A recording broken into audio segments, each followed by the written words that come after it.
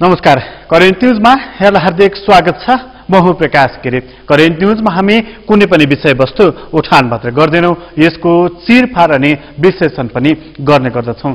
संविधान संशोधन र निर्वाचनको मिति घोषणा एक साथ गर्ने भनेर सरकारले भनेको थियो। निर्वाचनको मिति वैशाख 1 गतेको लागि तय भएको छ र त्यो मितिमा स्थानीय तहको निर्वाचन गर्ने भनेर सरकारले भनेको छ। त्यही अनुसारको तयारी गर्नको लागि निर्वाचन आयोगलाई भनिसकिएको छ। निर्वाचन आयोगमा आयुक्तहरू पनि राखिसकिएको छ अनि निर्वाचन कानून पनि तयार भएको छ। अर्थात् निर्वाचनको लागि आवश्यक वातावरण बनेको छ। राजनीतिक वातावरण बनाउनको लागि चाहिँ निर्वाचन आयोगले मात्रै सक्दैन। त्यसको लागि राजनीतिक दलहरू क्रियाशील हुनुपर्छ र संशोधन सँगसँगै लैजान्छौं र चुनावको वातावरण बनाउँछौं भनेको सरकारले त्यसै कारणले थियो।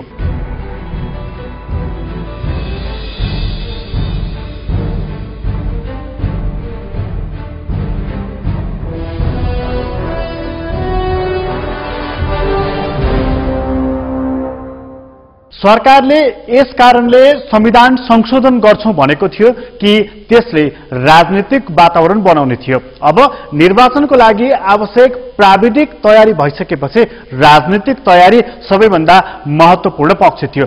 राजनीतिक तयारीको लागि अब संसदको बैठक खुल्ने बित्तिकै हामी अघि बढाउँछौं संविधान संशोधन विधेयक भन्ने सरकारको तयारी रहेको थियो। उसले भनेको थियो। तर जब निर्वाचनको मिति घोषणा भयो त्यसपछि संसदको बैठक बस्ला र संविधान संशोधन विधेयक अघि बढ्ला र त्यसले टाढा पुगेका मधेस केन्द्रित दलहरूलाई पनि सहमतिमा ल्याउला भनेको बेलामा त्यहाँ संसदको बैठक नै नबसिकन स्थगित गरियो। यस्तै एउटा शंका उत्पन्न गराइदिएको छ। अर्थात् निर्वाचनको मिति घोषणा भयो र अब जो निर्वाचन भन्दा पहिले अर्थात् जसले संविधान जारी गरेका थिए ती राजनीतिक दल एक ठाउँमा उभिने र निर्वाचनको लागि अगाडि बढेर जाने, तर संशोधनलाई चाहिँ यतिकै थाती राख्ने यस्तो खालको वातावरण पो बन्दैछ कि। अनि यही वातावरण बनिरहेको बेलामा मधेस केन्द्रित दलहरूले चाहिँ हामी आन्दोलन गर्छौं मात्रै भनेका छैनन्, त्यसको कार्यक्रम नै विस्तृत रूपमा सार्वजनिक गरेका छन्। अब निर्वाचनको माहौल यसले बनाउँदैछ कि निर्वाचनको माहौल बिथोल्दैछ? आज मूलत यस विषयमा केन्द्रित भएर कुराकानी गर्नेछौँ। कार्यक्रमको सुरुवातमा चाहिँ हामी प्रस्तुत गर्दैछौँ एकजना सरकारका मन्त्रीको जो भन्दैछन् एमाले समय माग गरेको हुनाले संसदको बैठक स्थगित गरिएको, तर संविधानको संशोधन चाहिँ हामी गर्छौं भनेर।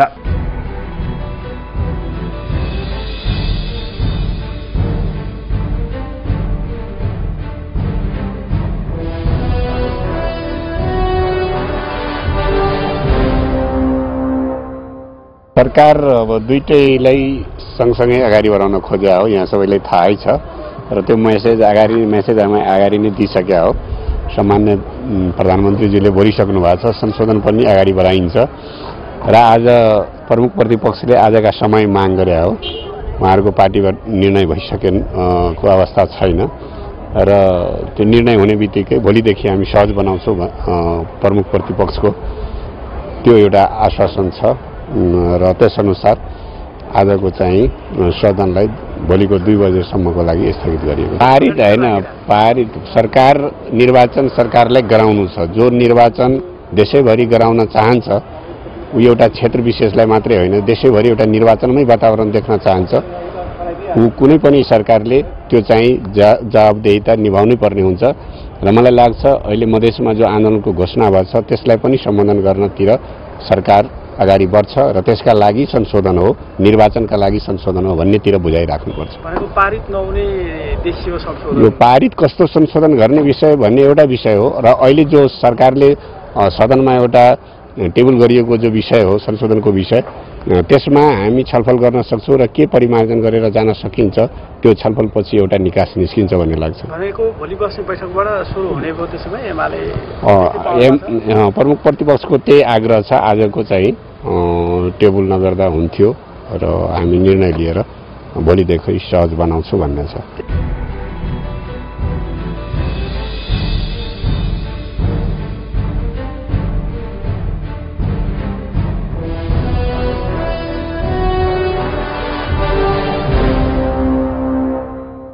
मन्त्री भन्दैछन् संविधान संशोधन गर्छौं भनेर, अर्थात् सरकारको अहिले पनि प्राथमिकता अब संविधान संशोधन रहेछ भन्ने कुरा यहाँनिर प्रष्ट हुन्छ। यसभन्दा पहिले उसले निर्वाचनको मिति घोषणा गरिसकेको छ। अब मधेस केन्द्रित दलहरूसँग गरिएको सहमति बमोजिम अब सरकार संविधान संशोधनको लागि अघि बढ्नुपर्नेछ। तर त्यसको लागि नेकपा एमालेको साथ समर्थन चाहिन्छ। तर नेकपा एमालेले यसमा सहमति जनाएको छैन। उसले हामीले आन्तरिक छलफल गरेका छैनौं भनेर एक दिनको बैठक त टारेको छ, तर अर्को दिनको बैठकको लागि पनि बहुसंख्यक नेताहरू संशोधनमा हामी जान सक्दैनौं, जान हुन्न, यो हाम्रो हितमा छैन भनेर जवाफ फर्काइरहेका छन्। यसले नेकपा एमालेको पेट बोली बोल्दछ। अब यस्तो बोली आइसकेपछि संविधान संशोधनमा नेकपा एमालेको साथ रहन्छ, उसले समर्थन गर्छ, मत दिन्छ भनेर पत्याउने कसरी? यो पत्याउने ठाउँ र आधार यसकारण पनि छैन कि त्यसका वरिष्ठ नेताहरू नै यो हामीलाई मान्ने छैन भनेर खुलेआम बताइरहेका छन्।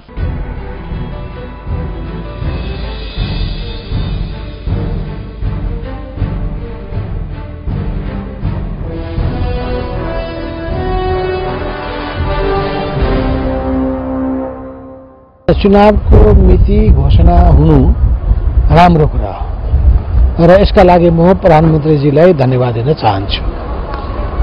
उहाँले मिलाएर गर्नुहोस् या आँट गरेर गर्नुहोस्, मिलाएर पनि गर्नुभएको छ भने त्यो पनि राम्रो कुरा हो। होइन चुनाव जस्तो मामिलामा कोही मिल्दैनन् भने आँटका साथ अगाडि सर्नुभएको छ भने उहाँलाई झन् विशेष धन्यवाद। किनभने यो देशमा आँटिलो मान्छेको अभाव हो। केमा आँट गर्छन्? भ्रष्टाचार गर्ने कुरामा आँट गर्छन्।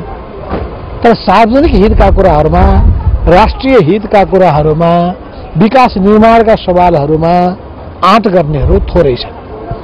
त्यसो हुनाले के भएको कारणले उहाँले कुन अवस्थामा उहाँले गर्नुभयो यसको जवाफ उहाँले दिन सक्नुहुन्छ। मसँग उहाँको कुराकानी हुन पाएको छैन। तर यो स्वागत योग्य कुरा हो, स्वागत योग्य निर्णय हो। अब यसबाट पछि हट्ने कुरा आउँदैन। चुनावको सम्पूर्ण तयारीको काममा निर्वाचन आयोगलाई उहाँले सबै जिम्मेवारी सुम्पिनु पर्दछ, सहयोग उपलब्ध गराउनु पर्दछ र सबै राजनीतिक दलहरूले चुनावको विषयलाई बार्गेनिङको विषय, यसलाई ब्ल्याकमेलिङको विषय बनाउनु हुँदैन। चुनाव छुट्टै कुरा हो।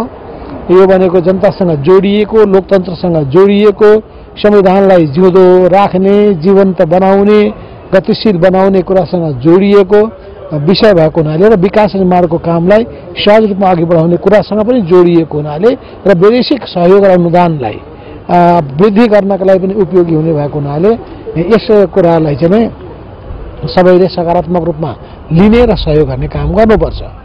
अब जहाँसम्म यो संविधान संशोधन गर्ने कुराहरू छन् या अरू पार्टीका मागहरूका कुराहरू छन्, ती कुराहरूको बारेमा चाहिँ बसेर छलफल गर्न सकिन्छ।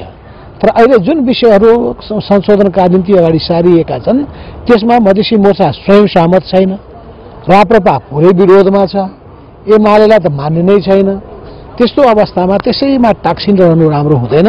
बरु म प्रधानमन्त्रीजीलाई के आग्रह गर्न चाहन्छु भने उहाँले चाहिँ संघीय संसदको निर्वाचन क्षेत्र निर्धारण आयोग गठन गर्ने कुरामा विलम्ब गर्न हुँदैन। त्यो तुरन्त आयोग गठन गर्ने काम गर्नुपर्छ। त्यसले प्रादेशिक तहमा पनि निर्वाचन क्षेत्रहरू निर्धारण गर्ने काम गरोस्। त्यो कामको पनि जिम्मेवारी त्यसले गरोस् या अलग आयोगले गरोस्, त्यो ठुलो कुरो भएन। त्यसमा पनि ढिलाइ गर्ने काम गर्न हुँदैन। र अब जहाँसम्म मधेसी मोर्चासँग जोडिएका साथीहरूले अब सम्भवतः चुनावमा यी एजेन्डा लिएर जानु होला। होइन संशोधन गर्न छलफल गर्न दिने भन्ने कुराहरूको बारेमा हामीले छलफल चलाएका छैनौँ। तर हामी यो संशोधनका अगाडि सारिएका विषयवस्तुको विपक्षमा छौँ। हामी चाहिँ हाम्रा जुन अडानहरू छन् कि अहिले संशोधनको होइन कार्यान्वयन गर्ने बेला हो र विषयवस्तु जुन ल्याइएका छन् त्यसले राष्ट्रको हित गर्दैन र यसले झन् देशमा अर्को नयाँ जटिलताहरू निम्ति आउँछ भन्ने हाम्रो अडान यथावत छ। अन्तिमसम्म यही अडान रहनेछ। अडानमा त हाम्रो विचलित भएका छैन।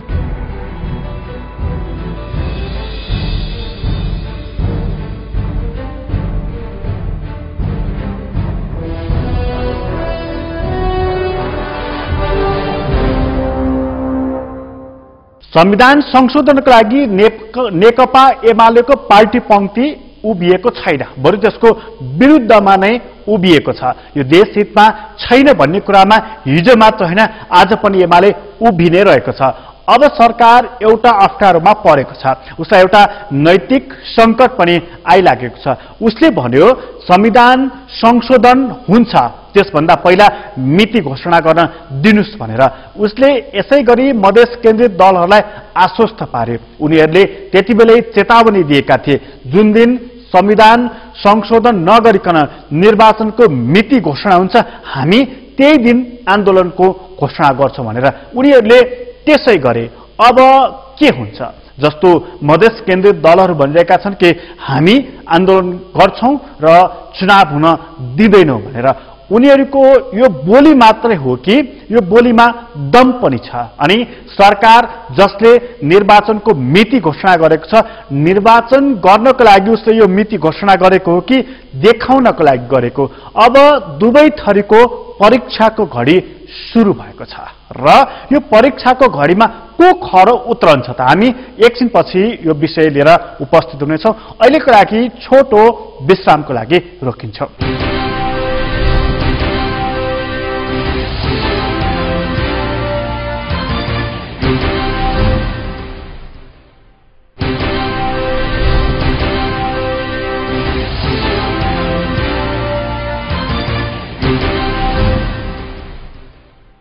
विश्रामपछि यहाँलाई पुनः स्वागत छ करेन्ट न्यूजमा र हामी कुराकानी गर्दैछौं। सरकारले निर्वाचनको मिति घोषणा गर्यो र अब ऊ संविधान संशोधन पनि अघि बढाउँछु भनिरहेको छ। तर संविधान संशोधन विधेयक अघि बढाउनका लागि उसलाई अरू राजनीतिक दलहरूको पनि साथ र समर्थन चाहिन्छ। यतिकै उसले संविधान संशोधन विधेयक अघि बढाए भनेदेखि निश्चित छ त्यो फेल हुन्छ। त्यो फेल हुने बित्तिकै मधेस केन्द्रित दलहरूले चाहेको जस्तो इच्छा पूरा हुने छैन। त्यसपछि संविधान संशोधन विधेयक एउटा प्रक्रियामा पुगेर फेल भयो भन्ने बाहेक अरू केही पनि हुने छैन। त्यसैले मधेस केन्द्रित दलहरू यसलाई पास गर्ने गरी अघि बढाउँ भनिरहेका छन्। अब पास गर्ने गरी अघि बढाउँ भनेर मात्रै हुन्छ कि त्यसको लागि बल पनि पुर्याउनु पर्छ? अहिले सरकारमा रहेका राजनीतिक दलहरूको यही प्रश्न रहेको छ। अब यो प्रश्न त एक ठाउँमा छ, तर यो यदि संविधान संशोधन अघि बढेन भनेदेखि चुनावको मिति जुन घोषणा भएको छ त्यो चाहिँ के हुन्छ? अहिलेको लागि महत्त्वपूर्ण सवाल यही भएको छ। मधेस केन्द्रित दलहरू चाहिँ प्रष्टसँग भनिरहेका छन् हामी हाम्रो तर्फबाट चुनाव हुन दिँदैनौं भनेर।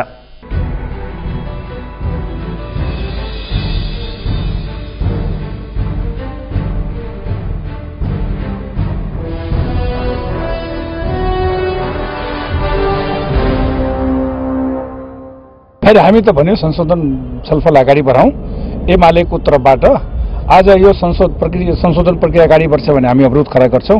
त्यसकारण हामीलाई एक दिनको समय चाहिन्छ। भोलि 2 बजेसम्मको लागि स्थगित गरौँ र भोलि यही कार्यसूची अगाडि बढ्दा हुन्छ भनेर उहाँले भन्नुभएको छ। त्यसकारण हामीले गरेका हौं र संशोधन प्रक्रिया अगाडि बढ्छ भने हामी त्यसमा सहभागी हुन्छौं, आफ्नो कुरा राख्छौं अनि चाहन्छौं कि यो सरकारले हामीसँग गरेको जुन सम्झौता हो, सहमति हो, त्यसको आधारमा परिवारजन सहित प्रस्ताव ल्याओस्। पारित नहुने त अब सरकारले त पारित हुने हिसाबले नै हामीसँग सम्झौता गरेको हो। उसले त सर्वस्वीकार संविधान बनाउँछु, संशोधन गर्छु भन्ने प्रतिबद्धता गरेको हो। भोलि पास भयो भने यो सरकारले पास गराएको हुन्छ, असफल बनायो भने सरकार जिम्मेवार हुन्छ। हाम्रो मागलाई सम्बोधन हुने हिसाबमा यो देशमा बल्ल निर्वाचनको वातावरण बन्छ। अहिले सरकारले जुन निर्वाचनको वातावरण बनाएको छ नि, घोषणा गरेको छ, निर्वाचनको वातावरण छैन। स्वयं सरकार अन्यलमा छ। सरकारले ल्याएको आएको प्रतिवेदनहरू अधुरो छ, अपूर्व छ, अवैज्ञानिक छ। यसले समस्याको हल दिँदैन, निर्वाचन हुँदैन। यो सबैलाई थाहा छ। बुझी सरकारले गरेको हो।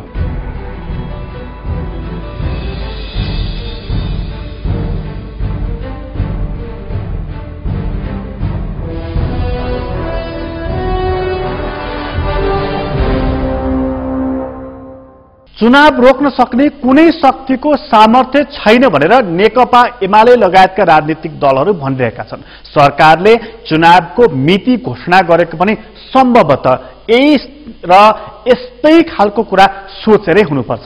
उसलाई राम्ररी थाहा छ यदि मधेस केन्द्रित दलहरूले संविधान संशोधन भएन भनेदेखि चुनावमा जान मान्दैनन् भनेर। तैपनि उसले बलजफ्तीसँग निर्वाचनको मिति घोषणा गर्यो भन्नुको मतलब उसलाई कसरी सामना गर्ने भन्ने कुराको बारेमा पनि राम्ररी हेका छ। उसै पनि यसभन्दा अघिल्लो निर्वाचनमा धेरै राजनीतिक दलहरूले विरोध गरेका थिए, बम नै पनि पड्किएको थियो। तैपनि यो मुलुकमा उत्साहजनक ढंगबाट निर्वाचन भयो। निर्वाचनमा मतदाताले त्यतिकै उत्साहजनक ढंगबाट आफ्नो मत अभिव्यक्त गरे। यो कुरा नजिर मान्दै धेरै राजनीतिक दलहरू अघि बढ्नुपर्छ। कसैले धम्क्याउँदैमा, डर देखाउँदैमा या चेतावनी दिँदैमा डराउनु हुँदैन भनेर अहिले पनि भनिरहेका छन्। यसैगरी डराउने हो र धम्कीबाट त्रसित हुने हो भनेदेखि वर्षौं चुनाव हुँदैन, यस्तो काम नगरौं, मनबाट डर हटाउँ भनेर सरकारलाई ढाडस दिनेहरू, सुझाव दिनेहरू, चेतावनी दिनेहरू सबै खालको तह तबका अहिले विद्यमान रहेको छ। अब यसमा निर्वाचन आयोग पनि थपिएको छ। निर्वाचनको मिति घोषणा भइसकेपछि अब रोकिने, छेकिने, अलमलिने, डराउनु पर्ने कुनै कारण छैन। निर्वाचन हुन्छ हुन्छ हुन्छ भनेर निर्वाचन प्रमुख आयुक्त नै बताइरहेका छन्। मतदाता मतदान केन्द्रमा आएर निष्पक्ष रूपमा मतदान गर्ने, त्यसपछि मतगणना गरेर परिणाम प्रकाशित गर्ने ध्यानमा हामीले सबै साधन स्रोतको व्यवस्थापन बनाएका छौं र हामीले मतदान जुन उम्मेदवार हुन्छ, त्यो राजनीतिक दलहरू हुन्छ, उहाँहरूलाई पनि सचेतन कार्यक्रम हामीले अगाडि बढाएका छौं कि अब जिरो लेभलको स्वाभाविक हो यो कुरा भन्नै पर्छ कि दुनियाँमा कहीँ पनि जिरो लेभलमा गएर तपाईको फ्री फेयर इलेक्सन हुँदैन। एक्सेप्टेबल रेन्ज एउटा हुन्छ, त्यो एक्सेप्टेबल रेन्ज भित्र हामीले बस्नुपर्ने हुन्छ। अब कतिपय ठाउँमा हाम्रो पहुँच निर्वाचन आयोगको पहुँच नहुन सक्छन्। हाम्रा त्यहाँ मतदान अधिकारी हुन्छ, राजनीतिक दलहरू पनि हुन्छन्, मिडिया पिपुल पनि हुन्छन्।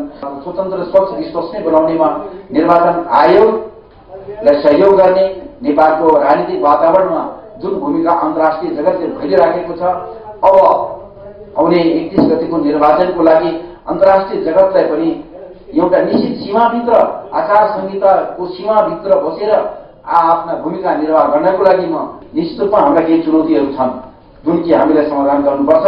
छोटो समयमा जुन कि हाम्रो नेपालको आफ्नो बजार व्यवस्थापनमा त्यो वस्तुहरू उपलब्ध भएको छैन। निर्वाचनको लागि राजनीतिक वातावरण बनाउनुपर्छ। यदि सरकारले निर्वाचनको मिति घोषणा गरेर चुनाव केन्द्रित कार्यक्रम गर्न सकेन भनेदेखि सरकारको कमजोरी हुन्छ। शान्ति सुरक्षामा खलल आयो र सरकारले सुरक्षा दिन सकेन भनेदेखि सरकारकै कमजोरी हुन्छ। राजनीतिक वातावरण बनाउन सकेन भनेदेखि सरकारसँगै ठूला राजनीतिक दलहरूको कमजोरी हुन्छ। तर निर्वाचनमा कुनै दल विशेषले भाग लिएन भनेदेखि कसको कमजोरी हुन्छ? व्यक्तिगत स्वेच्छाले कुनै राजनीतिक दलले चुनावमा भाग लिएन भनेदेखि त्यही दलकै मात्रै कमजोरी हुन्छ। तर आफ्ना केही मागहरू, शर्तहरू या अडानहरू राखेर कसैले भाग लिएन भनेदेखि सरकारले त्यसको नैतिक जिम्मेदारी लिनुपर्छ। उसै पनि यो सरकार गठन हुँदा नै 3 बुँदे सहमति गरेर हामी संविधान संशोधन गर्छौं भन्ने करारनामा गरेको थियो। यो नैतिक बन्धनमा यो सरकार छ, तर उसलाई र उसले मात्रै संविधान संशोधन गर्न नसक्ने कुरा पनि घामझै छर्लङ्गै छ। संविधान कार्यान्वयन गर्नुपर्ने आजको दायित्व हो, संवैधानिक बाध्यता हो। यो बाध्यतामा सरकार छ र चुनाव गराउनकै लागि र एउटा एकसूत्रीय अभियान लिएर सरकार आएको थियो। यसलाई अघि बढाउने सरकारको प्राथमिक दायित्व हो। त्यसको लागि सकभर राजनीतिक समझदारी जुटाई सबैलाई चुनावमा आउने वातावरण बनाउने र यदि त्यसो हुन सकेन भनेदेखि निर्वाचनमा सबै दल केन्द्रित हुने, निर्वाचनमै होमिने यसको पहिलो र अन्तिम विकल्प पनि यति नै हो। करेन्ट न्यूज अहिलेलाई यति नै। करेन्ट न्यूज तपाईँ संसारभर www.sagarmatha.in मा प्रत्यक्ष हेर्न सक्नुहुनेछ। करेन्ट न्यूजको बारेमा कुनै सल्लाह सुझाव या गुनासो भएमा हामीलाई currentnews@sagarmatha.in मा इमेल पनि गर्न सक्नुहुन्छ वा 4233 मा सम्पर्क पनि गर्न सक्नुहुन्छ। करेन्ट न्यूजबाट म प्रकाश गिरीलाई बिदा दिनुहोस्। सगरमाथा टेलिभिजन हेर्दै गर्नुहोला। नमस्कार।